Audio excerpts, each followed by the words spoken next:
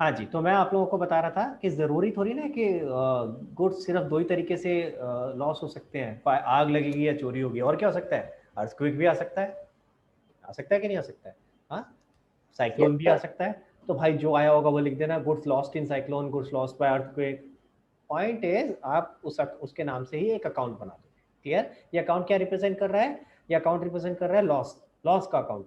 ठीक है, इसका क्या करेंगे बाद में, आगे जाके सिखाऊंगा, पर फिलहाल अभी ये समझ के चलो कि आपने क्या करा, परचेजेस कम कर दी। परचेजेस तो हमारी कम हो गई ना भाई, यूज नहीं हुआ और फॉर सेल, तो इसलिए हमने परचेज कम कर दिया और कहाँ डाल दिया इसको, लॉस में, goods lost by fire, earthquake, whatever. Clear हुआ गाइस? यहाँ तक समझ आया? अब इसके अंदर मल्टीपल सिचुएशन मैंने बना रखी है, अगर आपने देखा हो यहाँ पे मैंने अलग अलग सिचुएशंस बना रखी थी। कहाँ गया भाई? पहला था अनइंश्योर्ड, दूसरा है इंश्योर्ड, और उसमें भी अलग थे, फुल्ली इंश्योर्ड या पार्टली, फुल रिसीव्ड या पार्ट रिसीव्ड। तो ये सिचुएशन और समझ लेते हैं जरा क्या है। ठीक है, तो ये जो मैंने अभी एंट्री बनाई है बेटा इसकी, गुड्स लॉस्ट बाय फायर की, ये वाली किसकी है, अनइंश्योर्ड की। तो मैं इसका ये पहला केस करके बता रहा हूँ यहाँ पे, अनइंश्योर्ड, यानी गुड्स अगर मेरे इंश्योर्ड नहीं थे। समझ आ रहा है प्रथम? Yes sir. क्लियर बेटा? अगर गुड्स इंश्योर्ड नहीं थे तो मेरा नुकसान हो गया ये। यस ठीक है, सर। हाँ जी, जस्ट अ सेकंड प्लीज।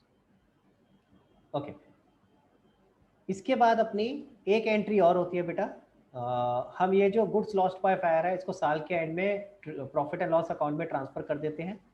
पहली एंट्री है ये। सेकंड एंट्री क्या होती है, profit and loss account debit to goods lost by fire.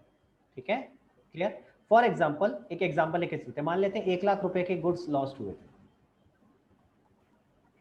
ठीक है, तो हमारी एंट्री हो जाती बेटा, सारा का सारा हमारा नुकसान हो गया, तो हमने पूरा का पूरा अमाउंट उठा करके कहाँ ट्रांसफर कर दिया, प्रॉफिट एंड लॉस। क्लियर हो गया गाइस? यहां तक क्लियर हो रहा है? ठीक है, चलो आगे। Yes sir. Okay, second transaction, अगर सेकंड वाला, अगर गुड्स इंश्योर्ड होते, insured and full amount received, पूरा अमाउंट हमें वहां से अग्री हो गया है कि हमें इंश्योरेंस कंपनी से मिलेगा। इंश्योर्ड होते भाई, हमारे आग लग गई गुड्स में, लेकिन हमने इंश्योरेंस करा रखी थी, हमने पहले इंश्योरेंस करा रखी, तो हमें इंश्योरेंस कंपनी से क्लेम मिल जाएगा। तो ऐसे केस में क्या होगा बेटा, पहली एंट्री तो सेम, जैसे ही आपके गुड्स जलेंगे तो आप क्या करोगे, गुड्स लॉस बाय फायर। अभी ये एग्जांपल ले लेता हूँ, ठीक है, इसको थोड़ा छोटा कर देते हैं यार।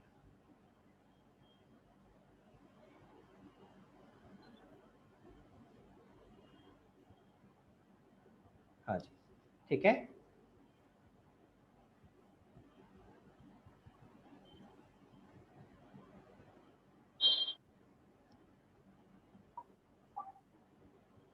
तो पहली एंट्री तो आपकी ये बन जाएगी बेटा, goods lost by fire debit, कितने के गुड्स जल गए आपके, 1 लाख के, टू परचेजेस अकाउंट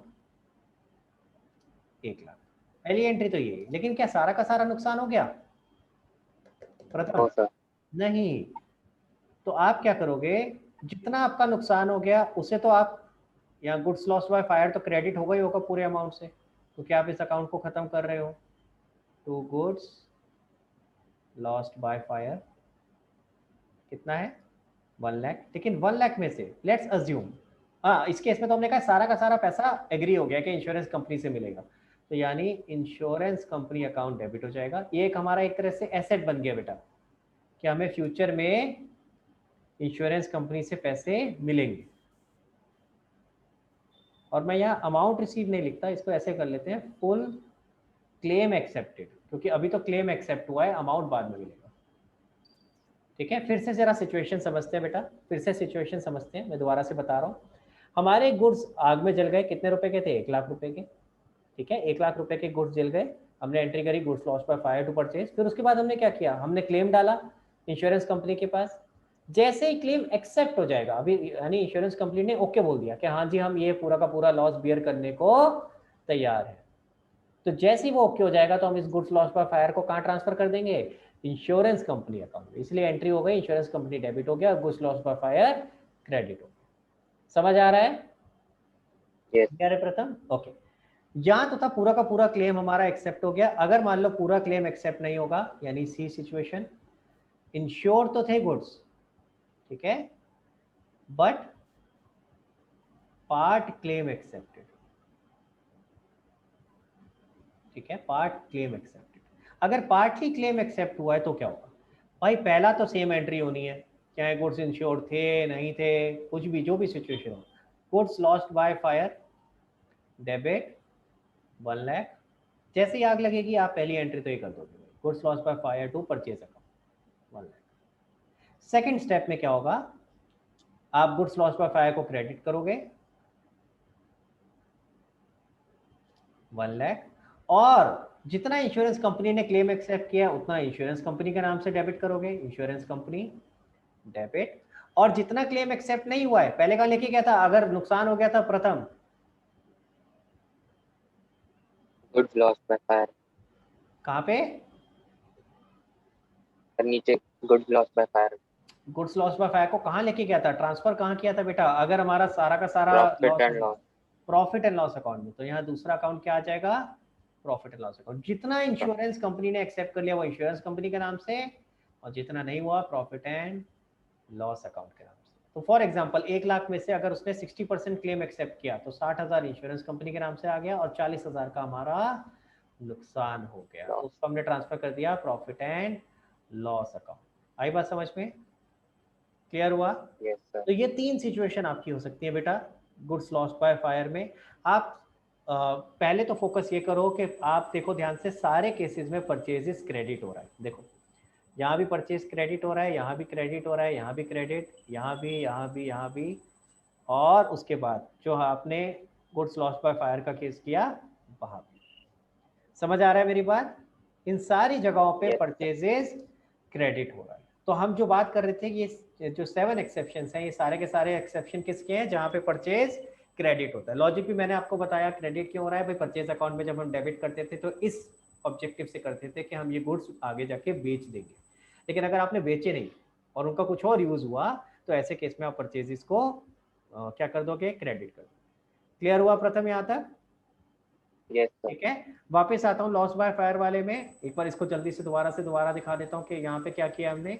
देखो गुड्स लॉस बाय फायर में पहली एंट्री तो हमेशा सेम रहेगी, goods loss by fire to purchases, तीनों में से कोई सा भी केस हो, चाहे इंश्योरेंस करी है नहीं करी है, ठीक है, कोई सा भी केस हो, ठीक है।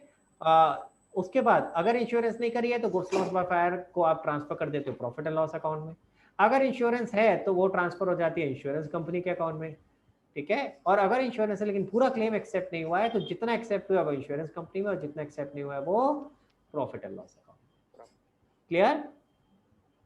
Yes sir. हाँ जी, अब मुझे बताओ पहले किस किस को डाउट है, जिसके डाउट है प्लीज रेज योर हैंड। और एक छोटा सा पॉइंट और बताऊंगा क्लास खत्म करने से पहले इसी से रिलेटेड। हाँ जी निशाद बताओ बेटा, पहले आपका डाउट ले लेते हैं फिर आगे चलते हैं। सर ये जो दोनों जैसे अनइंश्योर्ड, ये जो तीनों कैटेगरीज है उसमें जो सेकंड है उसकी सेकंड एंट्री, तो वो साथ में ही लिखते हैं जर्नल एंट्री के साथ, वो हम अगर कर लें। क्वेश्चन के ऊपर डिपेंड करेगा, अगर क्वेश्चन ने सिर्फ इतना बताया है कि गुड्स लॉस हो गए हैं तो आप पहली एंट्री करके छोड़ दोगे, लेकिन अगर वो आगे बोलेगा कि इंश्योरेंस कंपनी ने पूरा क्लेम एक्सेप्ट कर लिया तो दोनों करके दिखाओगे। और सर ये जो प्रॉफिट एंड लॉस अकाउंट है तो ये अभी हम क्यों कर रहे हैं? हाँ अभी हम ट्रांसफर कर रहे हैं, इसको आगे जाके समझाऊंगा कि प्रॉफिट एंड लॉस अकाउंट में क्यों जाता है। अब मोटा मोटा इतना समझो, जितने भी खर्चे होते हैं वो आगे जाकर के साल के एंड में हम ट्रांसफर कर देते हैं trading profit and loss account, ठीक है। तो जो भी खर्चे हैं, इनकम है, नुकसान है, फायदा है, सब प्रॉफिट एंड लॉस अकाउंट में चला जाता है। तो इसी वजह से हम इसको, क्योंकि पूरा का पूरा नुकसान मान रहे हैं, इसलिए साल ये पूरा का पूरा जो आपका नुकसान है वो प्रॉफिट एंड लॉस अकाउंट में ट्रांसफर हो गया। ओके स्निग्धा बेटा आपका क्या डाउट है बताओ। तो सर पहला ये था कि जैसे हमने प्रॉफिट एंड लॉस अकाउंट में ट्रांसफर कर दिया, इसमें पता कैसे चलेगा कि प्रॉफिट है कि लॉस? हाँ वो आगे जाके अपने आप समझ में आएगा आपको, जब हम प्रॉफिट एंड लॉस अकाउंट बनाएंगे तो अलग से आइडेंटिफाई हो जाता है, वो अभी नहीं बता पाऊंगा, जब बनाएंगे सिखाऊंगा तब समझ में आ जाएगा। क्वेश्चन आपका वैलिड है, आपके दिमाग में अभी क्वेश्चन आया, बहुत अच्छी बात है, अभी बिल्कुल वैलिड क्वेश्चन है, लेकिन थोड़ा सा वेट करना पड़ेगा, जब प्रॉफिट एंड लॉस अकाउंट बनाते हैं तो वहां पे क्लियर हो जाएगा। Okay sir. दूसरा था कि जो हमने ऊपर फ्री सैंपल वाला किया था, वैसे अगर एक क्वेश्चन आ जाए कि गुड्स कॉस्टिंग 1000, सेल प्राइस 1500, बहुत बढ़िया, were distributed as free sample. जो मैं बात अभी आपको बताने वाला था, मैंने कहा था अभी बताऊंगा, आपने वही सवाल पूछ लिया। तो स्निग्धा कह रही है अगर क्वेश्चन में लिखा आ जाए goods costing 1000 sale price ₹1500 given as sample, goods costing 1000 sale price ₹1500 given as sample, तो अब मैं 1000 रुपए पे करूँ एंट्री या 1500 पे, यानी कॉस्ट पे करूँ या सेल प्राइस पे, यही बात मुझे आपको और बतानी थी। तो जरा ध्यान से समझ लो ये सारी एंट्रीज। अच्छा by the way purchase account किस पे होता है पहले ये बताओ, परचेज अकाउंट स्निग्धा किस पे आप एंट्री करते हो, किस वैल्यू पे एंट्री करते हो, कॉस्ट पे या सेल प्राइस पे? परचेज सेल पे। परचेज सेल पे कैसे कर दोगे? कॉस्ट पे। सॉरी भाई तुम हाँ, जितने पे खरीद रहे हो तुम तो उसी पे करते हो। हाँ, सेल प्राइस तो जब हम सेल की बात करते हैं तब आता है। परचेज तो आप जितने पे खरीद रहे हो आपके लिए तो वही कॉस्ट होती है ना, तो आप जिस वैल्यू पे खरीद रहे होते हो उस पे करते हो, यानी कॉस्ट प्राइस पे। तो जब परचेज रिवर्स करोगे तो वो भी कॉस्ट पे रिवर्स होती है हमेशा, ठीक है? तो ये ध्यान रखना है बेटा कि परचेज आप जब आप परचेज की एंट्री करते हो तो कॉस्ट पे करते हो, तो जब परचेज को रिवर्स करोगे, जो ये हम एक्सेप्शंस कर रहे हैं, ये भी कहाँ किस पे होगा, कॉस्ट पे। तो यानी आपको क्वेश्चन कंफ्यूज करने के लिए सेल प्राइस दे सकता है, पर आपको याद रखना है किस पे रिवर्स करोगे, कॉस्ट, ठीक है? तो अगर 1000 और 1500 दे रखा है, कॉस्ट है 1000 और सेल प्राइस है 1500, तो आप किस पे करोगे, कॉस्ट पे, ठीक है? हाँ ध्यान से देखना मैं क्या लिख रहा हूँ, कॉस्ट, लेकिन एक जगह लिख रहा हूँ कॉस्ट और NRV comma whichever is more, ठीक है? बताऊंगा बाद में, अभी नहीं समझाऊंगा क्या होता है NRV whichever is more, next class में बताऊंगा, ठीक है? तो ये वाला एक है जिसमें सिर्फ कॉस्ट पे नहीं, हमें यहाँ NRV होता है नेट रियलाइजेबल वैल्यू, ठीक है? उसको भी कंपेयर करना होता है, वो क्या होता है बाद में समझाऊंगा। बाकी अदरवाइज आप सब जगह वैसे नॉर्मली रूल क्या है कि आप सब जगह किस पे रिवर्स कर रहे हो, कॉस्ट पे। सिर्फ एक केस में, क्लोजिंग स्टॉक के केस में कुछ NRV करके भी कुछ होता है जो हमें कंसीडर करना होता है, वो क्या होता है बाद में समझाऊंगा। और कोई डाउट्स नहीं था? हाँ सर, जैसे ये जो फ्री सैंपल वाला था, अगर इसी को हमें अकाउंटिंग इक्वेशन में बनाना है तो कैसे बनाते हैं? तो हमारे लिए खर्चा हो गया ना बेटा, तो कैपिटल से कम हो जाता और स्टॉक में से कम हो जाता। तो जैसे सेल प्राइस और कॉस्ट लेते, कॉस्ट प्राइस दोनों, कॉस्ट लेते आप। तो गुड्स जैसे 1000 की थे कॉस्टिंग, वो स्टॉक में से माइनस हो जाएगा, स्टॉक में से और भी 1000 माइनस होता और आपका कैपिटल से भी 1000 माइनस होता। और सेल प्राइस फिर उसका कुछ नहीं करते, इग्नोर करते, वो तो कंफ्यूज करने के लिए दिया है ना आपको। जैसे आप सेल बुक करते हो तो सेल के टाइम पे अगर कॉस्ट दी होती है तो हम उसको इग्नोर करते हैं ना, हम अभी उसको कोई यूज नहीं करते। इसी तरह से जब आप यहाँ परचेज रिवर्स कर रहे हो तो परचेज हमेशा कॉस्ट पे रिवर्स होती है। तो अगर आपको सेल प्राइस दिया है तो उसका इग्नोर करना है, वो तो कंफ्यूज करने के लिए दिया है। ओके सर, ठीक है, हाँ जी चलो। और कोई डाउट बेटा? ओके निशाद, लास्ट आपका डाउट लेते हैं फिर क्लोज करते हैं। बेटा बताओ। सर ये जो बोल रहे हैं जैसे कि परचेज अकाउंट है, तो मतलब परचेज जो हमने परचेज किया उसकी कॉस्ट प्राइस। हाँ तो सर अब मैंने किसी से अगर कुछ परचेज किया है तो वो उसने मुझे, अगर वो 10,000 का था अगर जो मैंने परचेज किया, लेकिन उसने मुझे 12,000 में बेचा, तो मुझे तो नहीं पता होगा कि उसकी कॉस्ट प्राइस 10,000। अरे उसकी, ओहो मेरे लिए कॉस्ट क्या है, मेरे लिए तो 12,000 है। तो फिर हम सेल प्राइस नहीं बेटा, सेल प्राइस उसके लिए है, मेरे लिए सेल प्राइस नहीं है, मेरे लिए तो परचेज प्राइस होता है ना। Yes sir. आप तो अपने एंगल से देखोगे ना तो बेटा। सुनो मेरी दोबारा से बात तो सुनो सुनो सुनो सुनो, बता रहा हूँ, पूरा बता रहा हूँ आपको। एग्जांपल लेता हूँ, कोई 10,000 रुपए की चीज थी जो कि आपने 12,000 में खरीदी। 10,000 तो उसको पता है, मुझे तो पता ही नहीं है मैंने कितने में खरीदी, 12,000। फिर तो मेरे लिए तो कॉस्ट क्या है, 12,000। अब मैं इसको आगे किस प्राइस पे बेच रहा हूँ वो मेरे लिए सेल प्राइस होता है। तो मेरे लिए कॉस्ट क्या है, 12,000, कॉस्ट प्राइस इज 12,000, एंड जब मैं इसको बेचूंगा, लेट्स से मैं 15,000 में बेचता हूँ, तो मेरे लिए सेल प्राइस क्या हो गया, 15,000। तो क्वेश्चन में मेरे पॉइंट ऑफ व्यू से दिया होगा मेरा कॉस्ट कितना और मेरा सेल कितना। तो हमें किसको लेना है, जब हम परचेज रिवर्स कर रहे हैं तो कॉस्ट पे रिवर्स होगा, यानी 12,000। आई बात समझ में? आपने जब खरीदा होगा तो 12,000 पे रिकॉर्ड किया होगा, परचेज टू कैश या परचेज टू क्रेडिटर जो भी नाम होगा 12,000। तो जब हम रिवर्स करेंगे तो उसी प्राइस पे रिवर्स करेंगे ना। और अगर सर हम फ्री सैंपल्स में अगर दे रहे हैं इतने, तो उसमें हम फ्री सैंपल्स में दे रहे हैं तो उसमें हम सेल प्राइस क्यों कंसिडर कर रहे हैं? कहाँ कर रहा हूँ, क्योंकि वो तो हम नहीं सर, जो अभी क्वेश्चन पूछा स्निग्धा ने, तो उसमें था यस सर, तो उसमें उसने बोला कि सेल प्राइस इतना था उसका और कॉस्ट प्राइस इतना था, तो मेरे को समझ में नहीं आया। नहीं, तो उसने यही सवाल पूछा था कि सर अगर क्वेश्चन में दिया होता है कि गुड्स कॉस्टिंग 1000, ठीक है, sale price 1500 were given as free sample, तो आप सर कौन सा प्राइस लोगे? तो मैं आपको वही समझा रहा हूँ, हम कॉस्ट प्राइस लेंगे, यानी 1000 रुपए। हमारे लिए क्या कॉस्ट है? हमने जब खरीदा था हमने उस प्राइस पे रिकॉर्ड किया होगा, क्लियर? तो हम उसी प्राइस Yes, पे sir. रिवर्स करेंगे ना बेटा, Yes. क्लियर? तो गाइज एक बार कंक्लूड कर रहा हूँ, ध्यान से सुनेंगे। ये 7 एक्सेप्शंस हैं आपके, ये 7 एक्सेप्शंस हैं जहां पे परचेज अकाउंट रिवर्स हो रहा है, नंबर 1। नंबर 2, याद रखना है परचेज जब भी रिवर्स होगा तो हमेशा कॉस्ट पे रिवर्स होगा, एक्सेप्ट वन केस। कौन सा? Closing stock. वो किस पे रिवर्स होगा? कॉस्ट और NRV which ever is more. उल्टा लिख दिया क्या? कॉस्ट और NRV which ever is less होगा, सॉरी, मोर नहीं आएगा, विच एवर इज लेस आएगा, सॉरी जल्दी जल्दी में मैंने गलत लिख दिया, विच एवर इज लेस। अब ये ऐसा क्यों होता है और इसका क्या मतलब है, ये नेक्स्ट क्लास में बताऊंगा, ठीक है?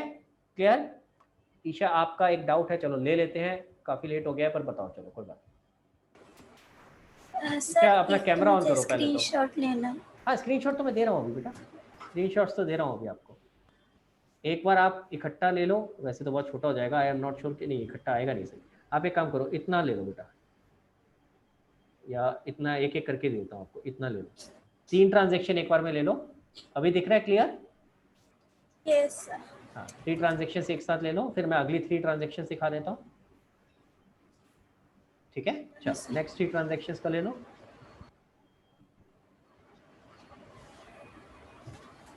ठीक है, चले आगे। ले लिया। हाँ जी, और ये बाकी आगे की ट्रांजेक्शंस हो गई बेटा, इसको थोड़ा और ऊपर कर देते हैं ऐसे ही,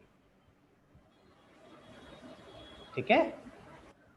यस सर। और सर वो जो हाँ बोलो बोलो बोलो वो जो बोलो। सेल प्राइस होता है वो प्री डिटरमिन्ड होता है, लाइक जो हम कोई भी सामान लाए, गुड्स लाए, तो हम पहले से ही डिटरमिन कर लेते हैं उसको कि हाँ हम इतने में, कॉस्ट प्राइस हमारा ये 10,000, तो फिर हम इसे 12,000 में बेचेंगे। नहीं, नॉर्मली ऐसे नहीं होता है बेटा, आप अपनी सारी कॉस्ट निकालते हो, कैलकुलेट करते हो, सिर्फ 12,000 रुपए की कॉस्ट तो नहीं ना, आप अपना बिजली का खर्चा भी कर रहे हो, आपने अगर लेट से शॉप किराए पे ले रखी है उसका भी खर्चा है, आपके एम्प्लॉयज का खर्चा भी है, तो वो सारी कैलकुलेशन करी जाती है।